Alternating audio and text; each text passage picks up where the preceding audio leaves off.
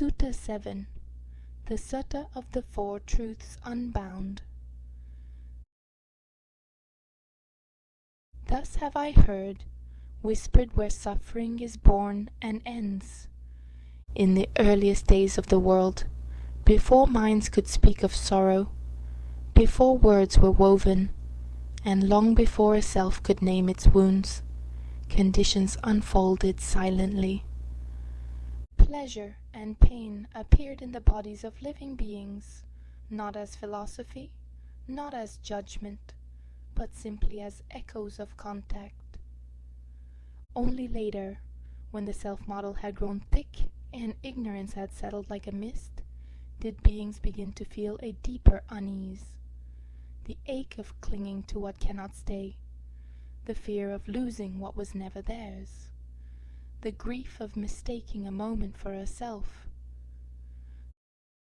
From this ache the first truth emerged, not as doctrine, but as a simple seeing. There is suffering wherever a fragile self tries to hold the world still. The second truth arose not in words, but in the very mechanism of life, the longing to repeat what once brought safety, the aversion to what once brought harm, the desperate reaching for continuity amid change. In this reaching, the self thickened. In this thickening, suffering deepened. Thus the second truth. Suffering arises where craving coils itself around what is empty. But understand, disciples, what arises in dependence does not bind by force. It binds only through confusion.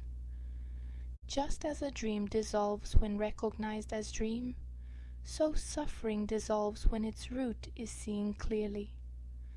Therefore the third truth appeared, not as escape, not as annihilation, but as the quiet loosening of a fist that was never truly clenched.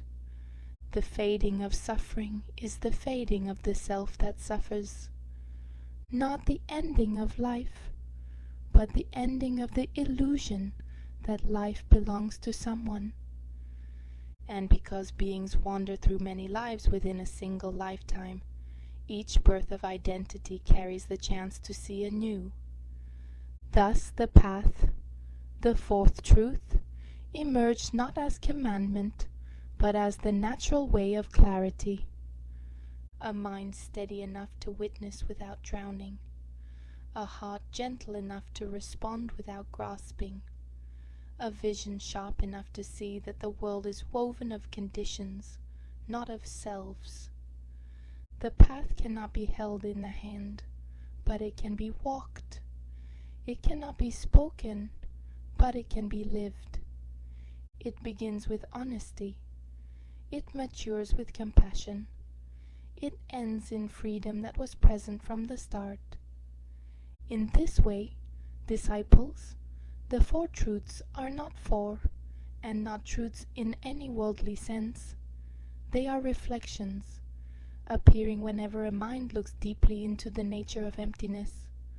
Where there is no self, there is no suffering. Where there is no suffering, the four truths fall silent.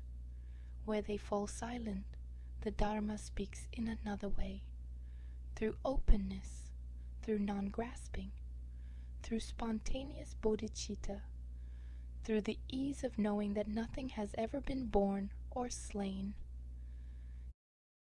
This is the Sutta of the Four Truths Unbound, a teaching that reveals itself whenever a being looks into the heart of experience and finds no one there.